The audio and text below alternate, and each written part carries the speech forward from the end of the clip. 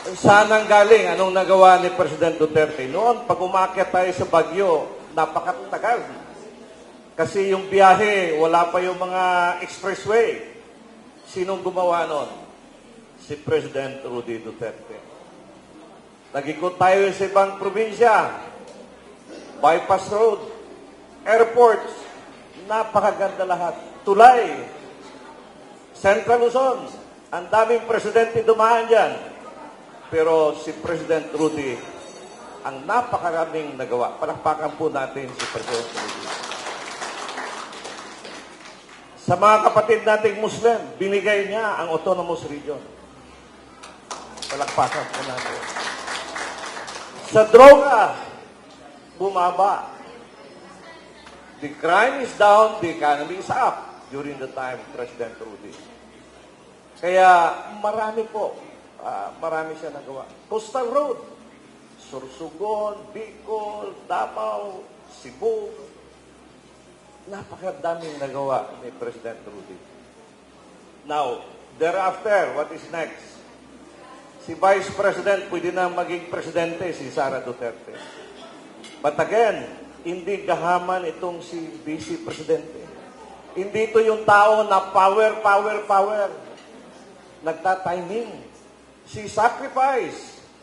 She just ran for Vice President in the name of the unity of this country. But ano yung binigay nila? You look at the family of the Dutertes. They were oppressed. They were castigated. No less than the former president were brought outside of the country. And now, they never stop.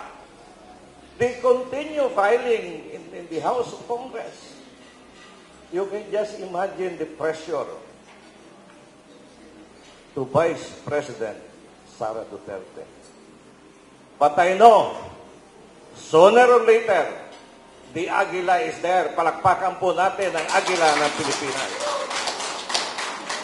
Alam mo, napakahirap ng situation nila. I worked with them for 30 years. All of the allegation against Duterte is unfounded and not true because I was with them and I knew that. Why? Davao City walang utang na local government units. Hindi naghihirap, walang ghost project.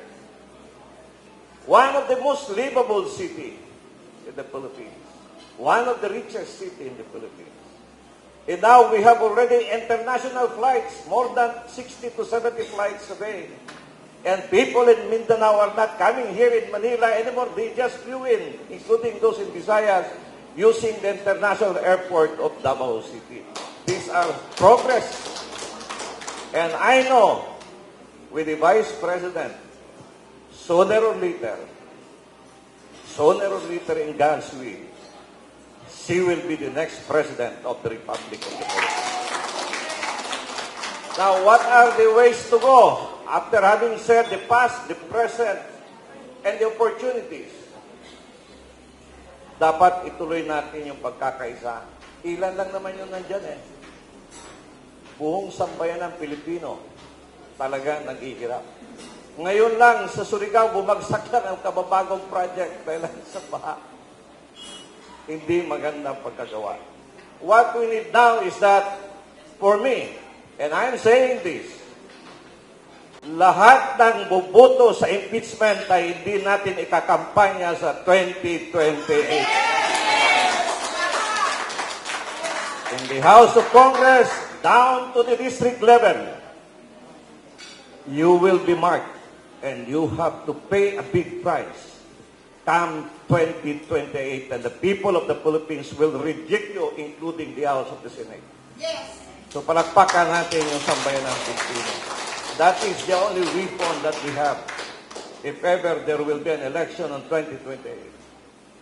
A lot of people are telling me, Councilor, we will not campaign and we will never vote.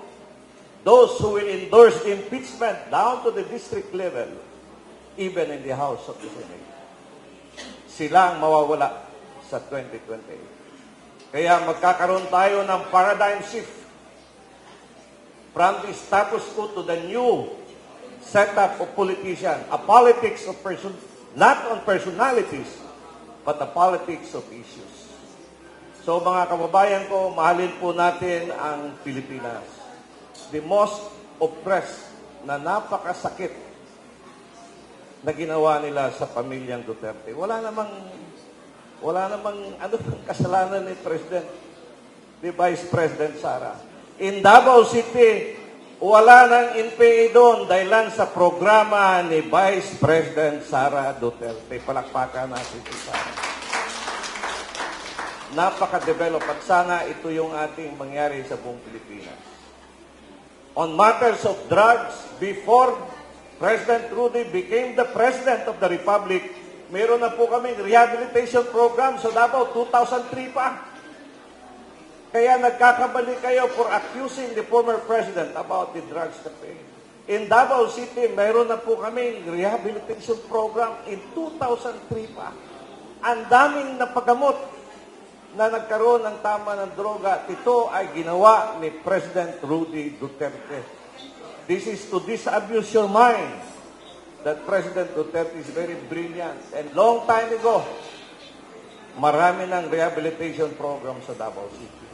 Meron siyang children para sa mga may cancer. Hindi pa siya presidente, ginawa na ni President Rudy Duterte. So nagkakamali lahat yung mga allegation and accusation, even to Vice President Sara Duterte. So mga kababayan ko, we need to be united. The struggle for what is right to us will continue. And the hopes will remain in the minds and the heart of our people, especially on the next generation. And to Commissioner Adamat, congratulations po. At sa ating lahat, tuloy-tuloy po tayo. Maraming salamat and good evening to all of us.